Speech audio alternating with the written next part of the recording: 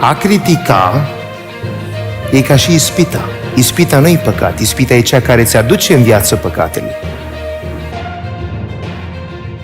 Ispita nu-i păcat, ispita nu-i păcat, ispita nu-i păcat. A critica e ca și ispita. Ispita nu-i păcat, ispita e cea care îți aduce în viață păcatele. Dumnezeu care îmi cercetează inima îmi este martor că nu mint. Cu mult timp înainte ca Lazar Goc și Florina Antonie să se cunoască, Duhul Sfânt mi-a atras atenția asupra celui din urmă. Duhul mi-a arătat că și Florina Antonie stăruie în neascultarea de Dumnezeu. Din anumite motive pe care nu vreau să le enumăr cu această ocazie, spun doar atât. Nu am făcut nimic în dreptul lui.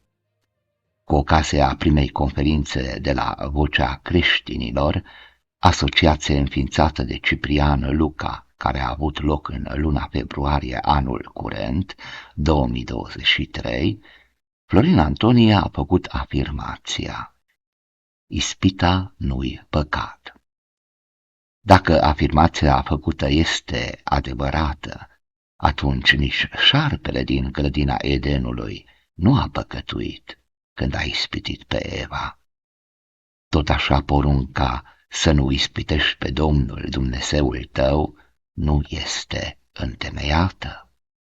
Și de ce ar fi ferice de cel ce rabdă ispita și să fie la urmă încununat?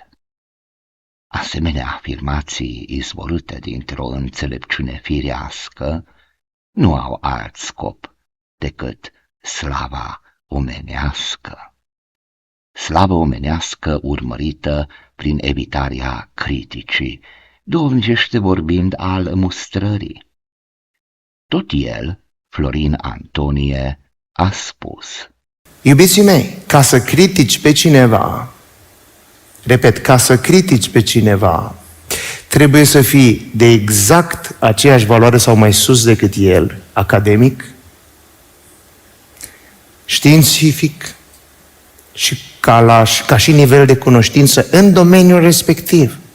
Deci, chemarea lui Dumnezeu și ungerea lui nu au nici o valoare.